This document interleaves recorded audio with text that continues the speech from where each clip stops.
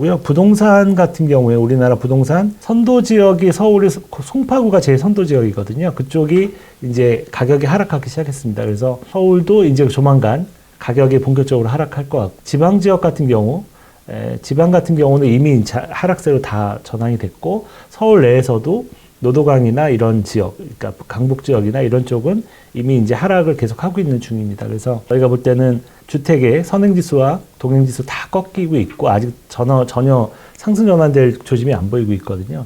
낙폭도 크고 하기 때문에 저희는 원래 저희 이제 시나리오는 올해 가을 정도를 피크로 해서 반등의 피크로 보고, 그러니까 2022년에 1차 하락이 나왔고 2023년, 2024년에 반등, 2년 동안 정부가 돈을 넣어서 반등시킨 거고, 그 다음에 2024년 올해 가을을 기점으로 해서 고점을 치고 반등이 끝나고, 이제 2020년과 22년과 같은 이제 큰 하락, 2차 하락이 이제 올해 가을 연말서부터 시작이 돼서 내년도 하반기까지 또는 후년까지 그렇게 이어질 거라고 이제 보고 있습니다. 그래서 그런 시나리오로 지금 보고 있는데, 지금 지표들 나오는 거 봐서는 저희가 본 대로 가고 있습니다. 그래서 아직까지는 의견을 바꿀 생각은 없고요.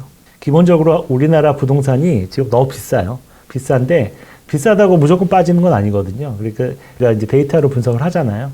해보고 밸류에이션도 보고 수급도 보고 여러 가지 매크로 상황이나 이런 것들을 다 이제 레버리지 상황, 그러니까 가계부채 상황 이런 것들을 고려해 봤을 때 더 이상 이제 우리나라 부동산에 신규 자금이 들어오기가 참 만만치 않다. 그러니까 원래 투기 자금들이 들어와야 되는데 이제 투기 자금이 들어오기는 참 어렵다. 특히 상가나 상업용 빌딩은 이미 다 망가지고 있어요. 지금 공실률 때문에 경기 영향 많이 받으니까 거기는 이미 망가지고 있어서, 그게 망가지면 주택시장도 영향 미치거든요. 그래서 주택시장의 투자 매력도가 너무 낮기 때문에 밸류에이션 자체가 너무 높은 거죠, 사실은. 그리고 여러 가지 레버리지도 풀로 차 있는 상태고, 그러다 보니까 조금만 가계부채가 늘어도 바로 그냥 정부나 또 은행에서 브레이크를 걸어요. 그러니까 가계대출을 제한한다는 거죠. 왜냐하면 DSR이나 이런 것들이 다 이제 기준치를 넘어 있기 때문에 우리나라가, 그러니까 레버리지가 너무 풀로 차 있다는 거죠. 그래서 바젤3에 의해서 은행들은 내년에 또 DSR 3단계를 해야 되거든요.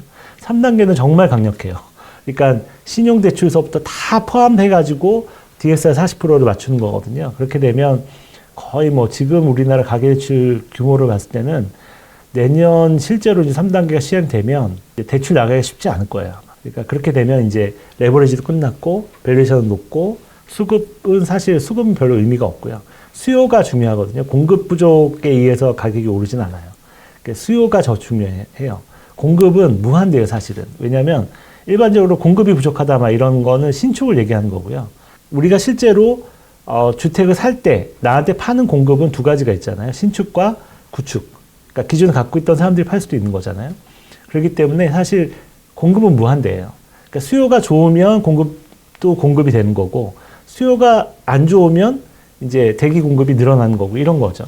그러니까 공급은 별로 좌우하는 변수가 아니에요. 그러니까 그거는 이제 그 강세론자들이 쓰는 논리이긴 한데 실제로는 영향을 안 미치고요. 수요가 중요해요.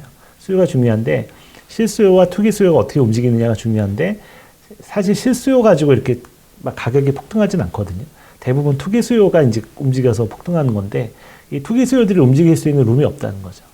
그래서 제가 봤을 때는 이 정도 상황이면 이제 버블은 꺼질 수밖에 없는 이제 시간의 문제다 이렇게 보고, 저희가 2021년에 하반기에 이제 부동산이 2028년까지 7년 동안 하락할 거다라고 예상을 했고, 저희가 이제 보고서에 계속 말씀을 드렸는데 경고를 드렸고, 그래서 2022년에 폭락이 나오기 시작한 거죠.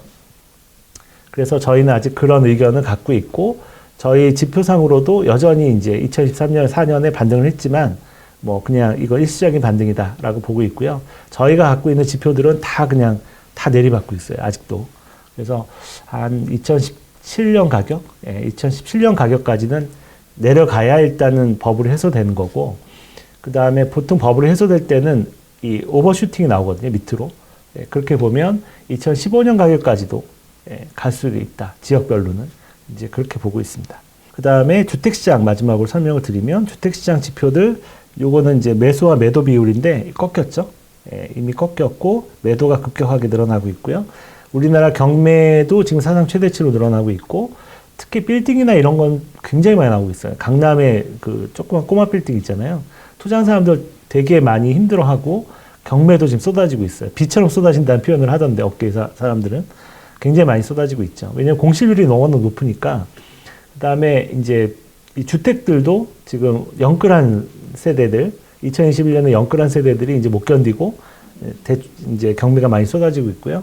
지금 매출이 여전히 매도가 굉장히 강하죠.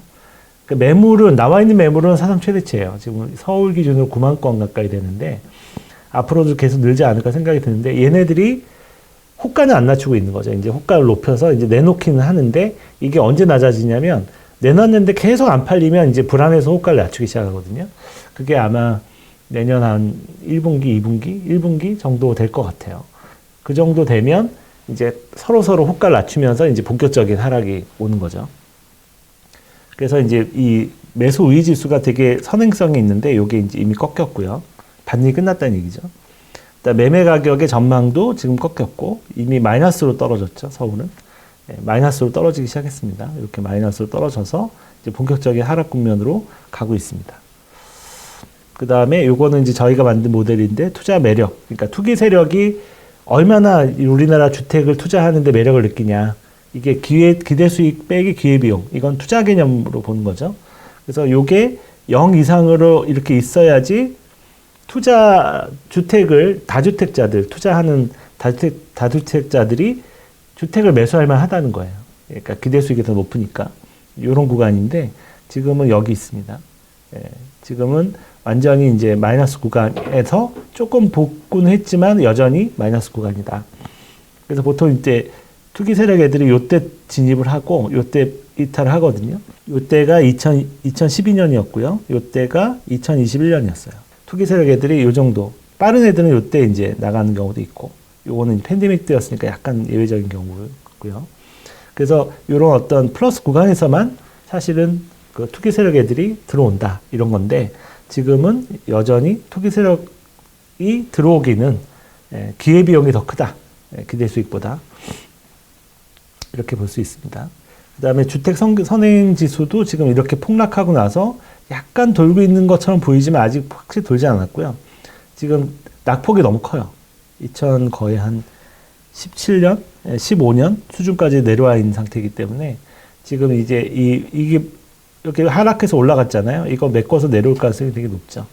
그래서 이 선행지수를 보면 이미 이제 2015년까지 제자리로 가 있다. 이게 되게 의미가 있고요.